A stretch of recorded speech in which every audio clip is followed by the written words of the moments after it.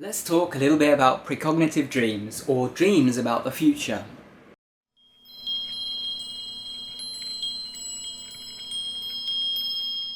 Hey guys, welcome back to Tipharot, it's me Matt here, and today I'm going to talk a bit about precognition, or in other words, visions of the future. Particularly, in this case, I'm going to be talking about dreams about the future. Now, these have been written about for thousands and thousands of years. People have had these prophetic dreams of events that were going to happen, and then lo and behold, several days later or several weeks or months later, these things actually unfolded and actually happened. And the thing is, this isn't just limited to the texts of, ancient times. This is a modern phenomenon as well, and lots of people are reporting it.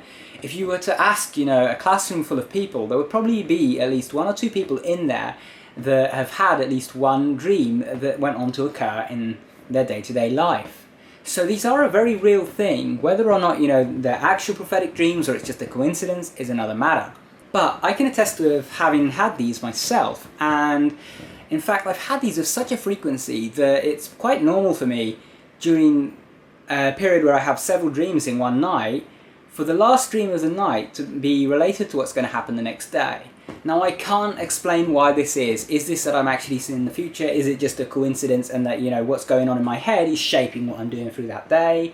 Whatever it is, I don't know. But I've had some very humorous ones. I've had times where, for example, that was it. I had a dream where I was helping make some oil rigs, some oil refineries with Paris Hilton. I have no idea why it was with Paris Hilton.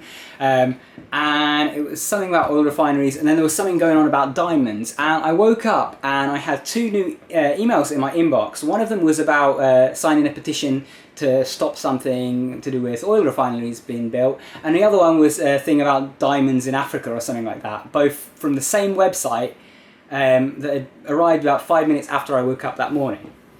And there was one theory that I've heard discussed a few times and then I've pondered over myself, and this is a theory that perhaps your dreams are somewhere outside of the normal spectrum of time. Perhaps your dreams aren't necessarily dreams about the things that you've done in the past alone, but also about the things that you've already done in the future. Now, this is just a particular idea. I'm not expecting any of you guys to assume that or believe that. I think you guys should, base your decisions on your own experiences. So if you've had some kind of prophetic dreams, look at them and say, well, does this look like I really saw the future, or could it have just been a coincidence? And actually study the evidence that you've seen with your own two eyes. And so how do we actually induce these dreams? Is there a way to actually get these prophetic dreams? Well, for me, the key to actually getting them is to actually dream more often. And the way that you dream more often, or the way that you appear to dream more often, is by remembering your dreams. You see, most of the time we're actually dreaming lots every single night, and yet we don't remember much of it. Some of us go an entire week without remembering a single dream, and yet every night we're having, tens of dreams. In fact, I've had nights where I did actually remember lots of dreams, where I've remembered almost 30 dreams in one single night. And these were long dreams as well, these weren't short ones. So that should tell you the sheer volume of dreams that we actually have.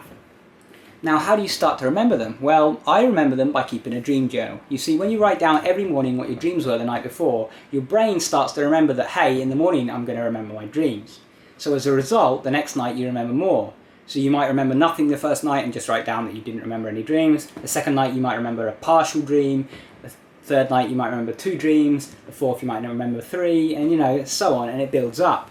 There's a certain kind of peak to it. I would say that after you've been doing it for about a month or so, you remember typically 5 to 7 dreams a night, with a minimum of 3 and a maximum of 10. But once you get to that stage, that is when the precognitive dreams start, for me at least. I've never ever had them when I've only been having, the occasional dream that I remember. But when I've been remembering 5 or 6 a night and writing them down every morning, then I tend to always have at least one that deals with a subject that is yet to occur. And for me, it's normally the last one of the night, as I mentioned earlier. So it might be the same for you. Perhaps there's a reason for that. Perhaps there is something special about that last dream of the night. Or perhaps it's just a coincidence. So try out what I said about keeping a dream journal. And if you've had any precognitive dreams of your own, I'd love to hear your stories. So share them down in the comments below. And if you get them, now after starting your dream journal, then I'd love to hear that too. If you have had them, was it the last dream of the night, or was it the first dream of the night? What was it? And Do you have anything that you believe causes these dreams to occur more often? And what was your experience in general? I'd love to hear that, so share that down in the comments below. Anyway, thank you guys for watching. If you've enjoyed the video, remember to subscribe because we've got regular videos that come out multiple times a week. If you like the video, leave a thumbs up. And if you have any comments or questions or you want to share your experiences, do so down below. Also, if you want to keep watching, check out the video that's linked on screen. Thanks for watching, guys. Take care.